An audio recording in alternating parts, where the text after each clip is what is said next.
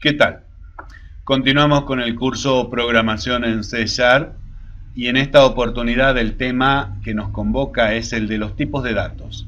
Vamos a entender o comprender cuáles son los tipos de datos básicos que nos ofrece el lenguaje, cómo se declara, cómo se nombran las variables, cómo se manejan tipos un poco más complicados como son los arreglos o las estructuras, y vamos a conocer los tipos especiales que este lenguaje nos ofrece. Todo esto va a cambiar, seguramente va a cambiar con el tiempo, por eso es importante saber dónde ir a buscar la nueva información, el último dato, la última información respecto de estos conceptos. Lo primero que tenemos que comprender es la diferencia entre tipo valor y tipo referencia. Imaginemos que hacemos una asignación a una variable, la que llamamos número, le asignamos el valor 860,50. Esto significa que en una cajita, que es la memoria, que tiene el nombre número, le llega el valor 860,50. Esto es lo que se conoce como un tipo valor, un value type. Significa que la variable, ese lugar de la memoria, efectivamente contiene el valor del dato. La otra modalidad es cuando, por ejemplo, a una variable que le podemos dar el identificador nombre, le asignamos el valor Juan. Ocurre lo mismo, tenemos nuestra cajita con el identificador nombre, pero en este caso hay otro lugar de la memoria donde podemos guardar valores, pero no nos interesan sus identificadores, de modo que se accede por las direcciones de memoria.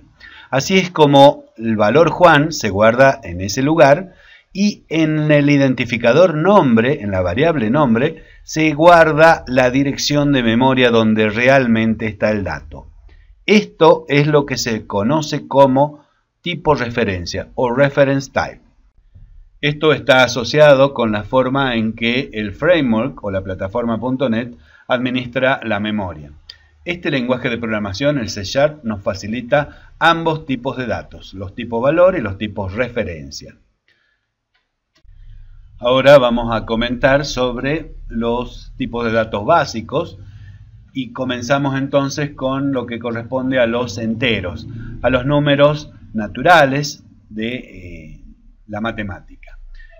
El byte es un tipo de dato que nos permite manipular enteros que van desde el 0 hasta el 255. El lenguaje nos facilita otros tipos de datos para manipular números naturales o enteros, en todo caso porque también son negativos, para distintos rangos, para distintos valores, como por ejemplo el long, que tiene un tamaño, podemos guardar un valor gigantesco. Por supuesto, ocupan más espacio en la memoria. En programación manejamos el concepto de la conversión de datos. Esto significa que un valor lo tenemos en una caja, en una variable que es de un tipo de datos y lo podemos pasar a otra caja que es de otro tipo de datos. Ahí estamos viendo la conversión implícita, la que se puede hacer sin ningún tipo de problema, porque obviamente vamos de uno más chico a uno más grande. Me refiero al tamaño, a la memoria necesaria para cada tipo de dato. No perdemos nada al ir del byte al short, del short al int, del int al long. Hacerlo al revés es obvio que nos traería problemas porque no vamos a poder guardar alguno de los valores permitidos en el tipo de dato int en un byte. Con estos tipos de datos es posible realizar las operaciones matemáticas: suma, resta, multiplicación, división. En el caso de los enteros estamos hablando de la división entera, aquella que no tiene decimales. Por ejemplo, cuando dividimos 7 en 2, el resultado es 3. Se pierde el coma 5. En todo caso, tenemos otra operación que es el resto de la división. También es posible realizar operaciones relacionales, aquellas que nos van a permitir comparar mayor, menor, igual, distinto, menor, igual, etc. Hay una alternativa para los enteros que viene dada justamente por el manejo del signo. En el caso del byte nos ofrece el signet byte, que es el mismo tipo de dato pero con signo, y los posibles valores ahora son menos 128 hasta 127 positivo. Para los otros tres tipos de datos ahora tenemos los mismos tipos pero sin signo, el unsigned short, el unsigned int. Obviamente duplican el rango de valores posibles. La conversión establecida entre tipos de datos sigue siendo la misma. Hay que tener cuidado, lo que se pasa acá es el byte al unsigned short, porque si pasáramos el signed byte perderíamos el signo. Las operaciones matemáticas se mantienen y las relacionales también. Hay que tener cuidado con la resta. En el ejemplo vemos dos variables unsigned int, una con el valor 5 y otra con el valor 7, y hacemos la resta. Ese resultado se asigna a una tercera variable, también del tipo unsigned. Cuando le pedimos que nos muestre el valor, nos va a mostrar un número que no es el menos 2 esperado. Y esto es porque los unsigned se representan con un formato especial dentro de la memoria de la computadora. Un tema que tiene que ver con tecnología de computadoras o arquitectura de computadoras, pero que inevitablemente nos puede llegar a complicar la vida a los programadores. El siguiente tipo de dato que analizamos es el conocido como caracteres o char. Los caracteres son los símbolos que pertenecen a un alfabeto en particular. Este lenguaje de programación utiliza el alfabeto Unicode, que contiene los símbolos de prácticamente todos los lenguajes utilizados en este planeta. Para declarar un carácter se utiliza la comilla simple y también existen secuencias de escape, códigos para representar aquellos caracteres que tienen un significado especial. Tal es el caso de declarar la misma comilla simple. Hace falta ponerle la barra invertida adelante. Y como la barra invertida es un carácter especial, hacen falta dos barras invertidas para que representemos la que nosotros queramos. También hay otros mecanismos, como por ejemplo indicar en hexadecimal o valores Unicode. También es posible hacer la conversión explícita de un valor entero a su representación en tipo carácter. Con este tipo de datos es posible realizar operaciones relacionales, porque el alfabeto mantiene un orden y nos permite averiguar si un carácter es menor o mayor que otro. El tipo de dato booleano o lógico es el que nos permite manejar valores de verdad. Sus posibles valores son solamente dos: true y false, verdadero y falso, sí o no, on o off. Hay otros lenguajes que no tienen el tipo de dato, entonces se la dan vuelta de alguna manera. En el caso de C# existe el tipo de dato booleano y se llama bool. Para realizar cálculos científicos, el lenguaje de programación nos facilita los tipos de datos de punto flotante. El float es el primero de ellos y tiene 7 dígitos de precisión. Esto significa que cuando hacemos algunos cálculos vamos a perder algunos decimales. Cuando el cliente necesita mayor precisión, quiere guardar más decimales, es posible utilizar el tipo de dato double, que tiene entre 15 y 16 dígitos de precisión. Estos dos tipos de datos no son apropiados para operaciones financieras, para operaciones contables, porque se producen redondeos a veces incontrolados. Para ello contamos con el tipo decimal, que tiene de 28 a 29 dígitos significativos, pero su representación nos permite fijar o delimitar la cantidad de decimales que vamos a utilizar, 2 decimales, 4 decimales. De este modo es que se va a producir un truncamiento controlado de los valores, que es lo que se espera en operaciones bancarias, operaciones comerciales. Estos tipos de datos son más grandes que los que vimos antes, de manera que en un proceso de conversión pueden recibir tales valores. Lo que quiero decir es que el decimal puede recibir un double, el double puede recibir un float, y los float pueden recibir los long, ya sean con o sin signo, y por supuesto seguimos con los de menor tamaño. El siguiente tipo de dato que vamos a ver es el que corresponde para una cadena de texto, un string. Es un tipo de dato que viene incorporado en el lenguaje de programación, es un built-in type, y se corresponde con una colección de caracteres organizada de manera que cada carácter está uno al lado del otro. Se trata de un tipo de dato referencial, de manera que cuando declaramos una variable, lo que ocurre es que en algún lugar de la memoria se asigna el valor y en otro lugar de la memoria tenemos nuestro identificador y la dirección de memoria donde realmente está el dato. Cuando declaramos otra variable y le asignamos el mismo valor, resulta que apunta a ese mismo lugar.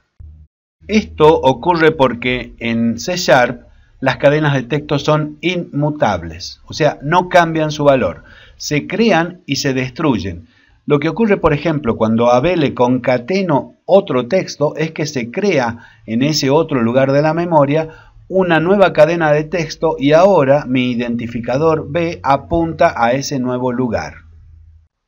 Esta forma de gestionar la memoria es muy eficiente, sin embargo, es lenta. C# nos ofrece algunas soluciones para ello. Una de ellas es el String Builder, un objeto que lo vamos a ver en la práctica. Ya hemos visto algunas declaraciones de variables, sin embargo, es importante que nos concentremos o recalquemos estos dos conceptos, el de la declaración de la variable y el de la declaración e inicialización. Cuando declaramos una variable simplemente le damos un nombre, un identificador y le decimos de qué tipo de dato es. Lo que ocurre es que en la memoria se habilita un lugar y se le pone el nombre. Además se le asigna un valor. Como no lo estamos explicitando, el valor que se asigna es el que se conoce como valor por defecto. Esta situación puede traernos problemas porque asumimos que conocemos el valor por defecto. En los números es 0, en los booleanos es falso, en el carácter es el carácter nulo, en las cadenas de texto es el null. Sin embargo, es conveniente indicar un valor inicial, porque de esa manera nosotros estamos fijando ese valor inicial, ese valor con el cual comienza la variable, y no confiando en un valor por defecto que probablemente en el futuro puede cambiar. Otra cuestión pero realmente muy importante en el proceso de desarrollo de software son los nombres de variables. Los programadores pasamos mucho tiempo depurando código, que es buscando la causa de algún desperfecto, refactorizando código, que es mejorándolo para el futuro, y manteniendo código, que es cuando tenemos que lograr que evolucione. Estas actividades necesitan que podamos leer el código con facilidad, que los nombres de variables nos resulten conocidos. Es entonces cuando nos viene bien el dicho que dice que 2 ojos ven más que uno. Por eso es que en programación extrema se utiliza la técnica de programación de a pares. 2 programadores trabajan juntos sobre el mismo código, se acompañan, se corrigen, se enseñan. Esto es aplicable incluso con una mascota, cuando no tenemos un colega que se siente al lado nuestro. Cuando se trata de asignar los nombres a las variables, cuando tenemos que bautizarles dándoles un identificador, no tenemos que volvernos locos. Se trata solamente de eso, de darle el nombre a la variable. Y esto tiene que ser un proceso, un mecanismo natural y automático. No tenemos que trastornarnos. 2 programadores que trabajen juntos, sin pensarlo para nada, deberían llegar a los mismos nombres de variables. Esto se hace así porque existe una notación, una forma de ponerle nombre a las variables. Hace tiempo se utilizaba la notación húngara. Obviamente, ese nombre es porque quien la crea es un húngaro. En esta notación, los nombres de variables tenían un prefijo, o sea, unas cuantas letras que te decían de qué tipo de dato era. que te decían la visibilidad, el ámbito, la vida, información adicional de la variable. La cuestión es que en una empresa tenían algunos símbolos y en otra empresa tenían otros símbolos. Definitivamente era para volverse locos. Otra forma de bautizar variables o notación es la que se conoce como notación C. Obviamente es porque la utilizan mucho los programadores en C, o la utilizaban al menos. En este tipo de notación, las variables utilizan los nombres del lenguaje de la persona que codifica y entre palabras, en lugar de espacios en blanco, como no se puede poner, se ponía el guión bajo. Actualmente hay dos aspectos que influyen en la notación o en la forma en que los programadores ponemos los nombres a las variables. El primero de ellos es la globalización de la programación. Hoy por hoy nuestros programas se utilizan en cualquier lugar del mundo, de manera de que el inglés se ha convertido en el idioma oficial para nombrar variables. El otro aspecto que influye es que todos los programadores utilizamos entornos de desarrollo que tienen enormes capacidades como el IntelliSense, de manera que cuando inspeccionamos un código para refactorizarlo o para mantenerlo, siempre tenemos acceso a información adicional. Solamente con poner el cursor por encima de una variable tenemos acceso a su definición, a su tipo de dato, etc. Actualmente la notación más utilizada es la que se conoce como camel case. En esta notación las variables y los métodos se identifican con un nombre que se forma con los nombres o con las palabras que lo identifican en el mundo real. No muchas, las necesarias. Cada palabra se escribe en minúsculas, excepto la primera letra de cada palabra. Así es como se conforma la que se conoce como upper camel case. La variante, conocida como lower camel case, es aquella en la que la primer palabra tiene también su primera letra en minúsculas. Es bastante aceptado entre la comunidad de programadores que se utiliza el upper camel case para variables y métodos del tipo público y el lower camel case para variables y métodos del tipo privado. Esta diferenciación la vamos a ver cuando analicemos el tema de clases y objetos. A continuación vamos a ver los tipos de datos estructurados, comenzando por los arreglos. Arreglos es un nombre, o arrays, es el nombre que se le da a colecciones en las cuales los elementos están físicamente uno al lado del otro. En el caso del lenguaje de programación C#, para declarar un arreglo se utilizan los corchetes, como lo estamos viendo. Es posible también declarar e inicializar, o sea, decir de qué tamaño o cuántos elementos conforman el arreglo, lo que se conoce como la dimensión. Por ejemplo, si declaramos un arreglo de enteros que tenga 4 elementos, lo que ocurre es que en un lugar de la memoria se crea una variable, una cajita, con el identificador números. Como es un tipo de dato referencial, en otro lugar de la memoria se habilita o se busca espacio para 4 elementos y en nuestro identificador números se guarda la dirección del primero de ellos. A los siguientes se los accede con la notación del subíndice, que es un mecanismo de direccionamiento de memoria que utiliza un registro base y un offset o desplazamiento, razón por la cual el primero de los subíndices tiene el valor 0, porque no hay desplazamiento.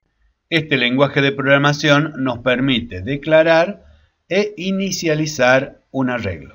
Esto se hace facilitando la lista de valores que queremos que ocupen, que estén en cada uno de los elementos del arreglo. Cuando declaramos un arreglo como el del ejemplo, se crea la variable números, se busca en ese otro lugar de la memoria un espacio para 4 elementos consecutivos, se asignan los valores a cada uno de esos lugares, luego La dirección del primero de estos elementos es la que se toma y se guarda en números. El acceso sigue siendo con el mecanismo de base y offset o desplazamiento. También podemos declarar arreglos multidimensionales. Significa que pueden tener dos o más subíndices para acceder a cada elemento. En el ejemplo vemos la declaración de un arreglo de dos dimensiones. También se conoce como tablas, porque la primera dimensión identifica filas y la segunda columnas. La asignación de los elementos se hace una al lado de la otra. Sin embargo, nosotros la podemos imaginar como la estamos presentando en pantalla. La variable números contiene la dirección del primero de los elementos del arreglo. La identificación de cada uno de ellos se hace bajo el mecanismo de base y desplazamiento, solo que se utilizan los dos subíndices. Organizar los datos en arreglos de 2 dimensiones o de 3 dimensiones es bastante común, de manera que existen muchísimos algoritmos para procesar información organizada de esta manera. Existen otras formas de organizar los arreglos en los que la cantidad de columnas, por ejemplo, son diferentes para cada fila. Estos se conocen como Jagged o Sparsed Array. El lenguaje de programación C# permite declarar y utilizar estos tipos de arreglos. Sin embargo, estaríamos yéndonos un poco de la introducción al lenguaje de programación C#. El siguiente tipo de dato es el que se conoce como enumerado, que es una excelente forma o mecanismo para declarar constantes que necesitamos en un producto de software. Nos permite enumerar una lista de valores para variables, de manera que las variables se declaran como de ese tipo de dato y los valores solamente van a ser aquellos que están en la lista enumerada. Se pueden utilizar en las sentencias condicionales, tanto en el if como en el switch. La enorme ventaja que nos facilitan los enumerados viene de la mano del IntelliSense, esta herramienta que tiene el entorno de desarrollo que nos sugiere los valores y no nos va a permitir en ningún momento introducir un valor que no esté en la lista. Además, nos olvidamos de si América es 1, Europa es 2 o África o Asia, qué valor tendrán. La desventaja es la variabilidad del mundo real. Actualmente, en el mundo hay distintas formas de clasificar u organizar los continentes. Algunos dicen que son 5, otros dicen que son 6, otros dicen que son 7. El problema es que la empresa o el cliente que nos contrate para hacer el desarrollo seguramente nos va a decir esta es la clasificación que me gusta. Pero lo más probable es que con el tiempo se decida cambiar o adecuarse a otra clasificación. De manera que los códigos van a cambiar, se van a reducir o se van a ampliar. Mi consejo es mantener la enumeración inicial. Se puede agregar, pero siempre a continuación, porque cuando se graban, cuando se almacenan los valores, podemos tener problemas entre nuevos códigos y viejos datos. Las estructuras son un mecanismo fabuloso para crear organizaciones de campos de distintos tipos o del mismo tipo que tienen que estar juntos para conformar una información.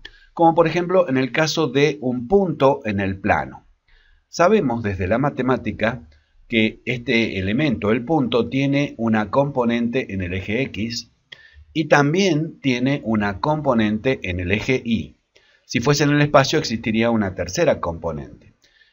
Esto nos permite a nosotros crear una representación en el software que podría ser justamente una estructura.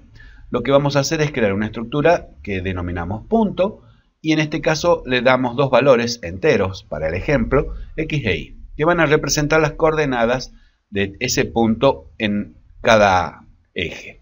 Cuando creamos la variable punto, lo que ocurre es que se crea una caja con el identificador P y imaginemos que allí adentro tenemos los componentes X e Y.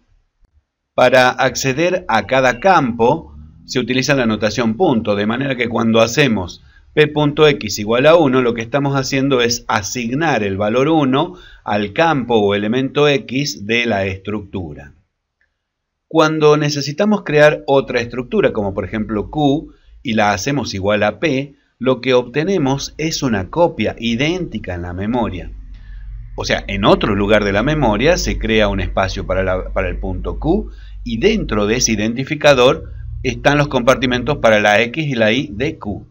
Cuando hacemos Q.x igual a 2, se altera el compartimento X de la variable Q.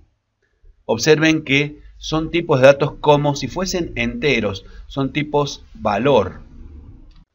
El lenguaje de programación nos garantiza que al copiar un dato del tipo estructura, se obtiene exactamente una copia en otro lugar de la memoria. Sin embargo, cuando los campos, cuando los elementos que conforman la estructura son del tipo reference type o tipos de datos referenciales, se debe tener cuidado porque lo que se copia es la referencia que de hecho sigue apuntando, sigue direccionando al mismo lugar de memoria. Un par de estructuras interesantes y que son de bastante utilidad hoy por hoy en la programación son las que corresponden al tipo de dato datetime y timespan. Obviamente corresponden a información vinculada con el tiempo, no con el clima, sino con la fecha. Datetime es un tipo de dato que nos brinda información de una fecha en particular, expresada en el valor de fecha y la hora de ese día. Mientras que timespan es un tipo de dato que representa un intervalo entre fechas. Se puede obtener este valor haciendo la resta de un tipo de dato fecha con otro tipo de dato fecha. Y el tipo de dato timespan nos puede brindar la información en cantidad de días, minutos, milisegundos, incluso en pulsos de reloj. Esto es un poco de electrónica, pero bueno, no importa. Ambos tipos de datos tienen la posibilidad de compararse y de formatearse. O sea que se pueden representar, se pueden mostrar en distintas modalidades. Lo que vemos a continuación es lo que identifico como tipos de datos especiales, que aparecieron luego de la definición de este lenguaje de programación. El primero de ellos es el que se conoce como implicit type o tipo de dato implícito. Se utiliza para este tipo de programación. Lo que estamos viendo ahí es un ciclo que recorre los elementos de un arreglo que sabemos que es de entero porque lo hemos declarado. Lo que a veces nos pasa cuando programamos es que tenemos que recorrer una colección de la cual no conocemos el tipo. No es un problema, podemos declarar var como tipo de dato y lo que va a hacer el compilador es inferir el tipo porque el compilador sabe qué es lo que está guardado en datos. A lo mejor nosotros no nos acordamos, es más, se recomienda hacerlo de esta manera. Otra alternativa para utilizar la palabra reservada var, que declara el tipo de dato implícito, es dentro de un método, dentro de un módulo, cuando declaramos variables. Pareciera que no indicamos el tipo, pero observen que la variable nombre obviamente es un string, porque la estamos inicializando con un string, de manera que el compilador es el que infiere el tipo. Lo que no se puede hacer es declarar argumentos de métodos del tipo var, ni tampoco el valor de retorno, porque el compilador no puede inferir el tipo de dato. Esto es así porque el lenguaje de programación sigue manejando tipos de datos fuertemente tipados. Lo que conocemos como implicit type o tipo de dato implícito en realidad es una comodidad que nos brinda el compilador porque él es el que se encarga de averiguar el tipo de dato y asignarlo. La palabra reservada var también se utiliza para el tipo de dato anónimo, que se puede utilizar también de dos maneras como el tipo de dato implícito. De hecho, ambas definiciones aparecen en la versión que se conoce como C# 3.0, que apareció allá a fines del 2007, principios del 2008. El tipo de dato anónimo lo que nos permite es declarar un dato que tiene propiedades del tipo de solo lectura, read-only, y luego acceder a cada una de ellas. Como estamos viendo en el ejemplo, la variable algo es una organización de información que tienen identificadores, o sea, nombres de variables, y valores. De modo que luego podemos acceder a algo, punto, y el identificador en particular.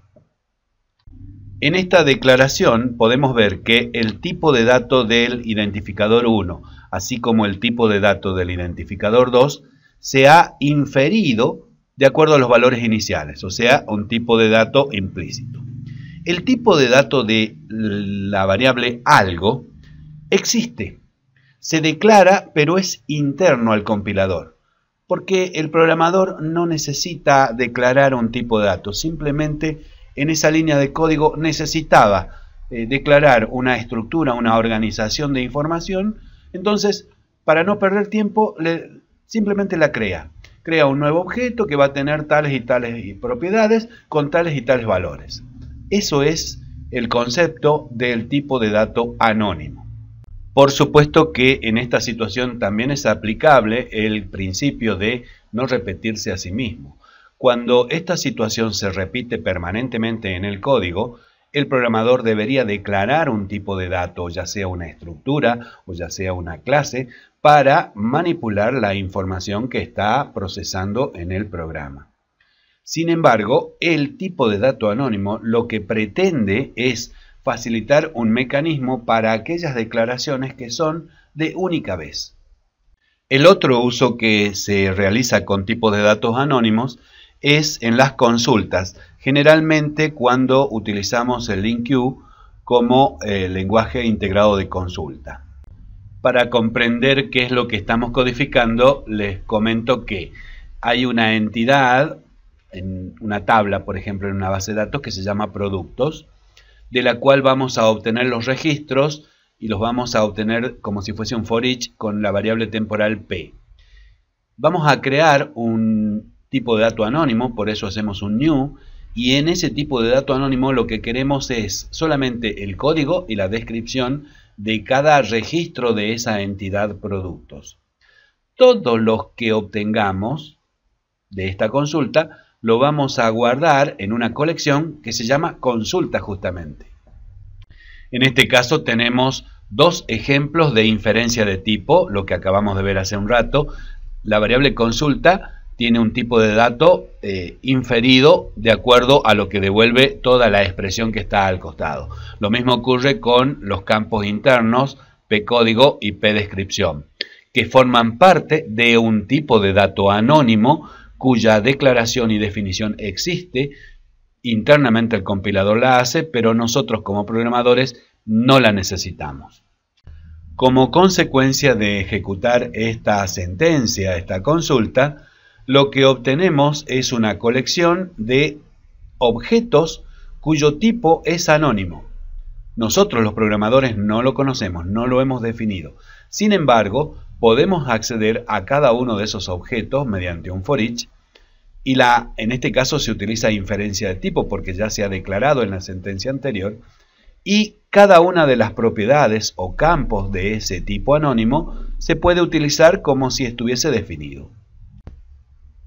Para continuar con los tipos de datos especiales, en el 2010, cuando sale el C# versión 4, ya con el Visual Studio 2010 justamente, se incorpora el tipo de dato dinámico. Este tipo de dato nos permite saltar la comprobación de tipos.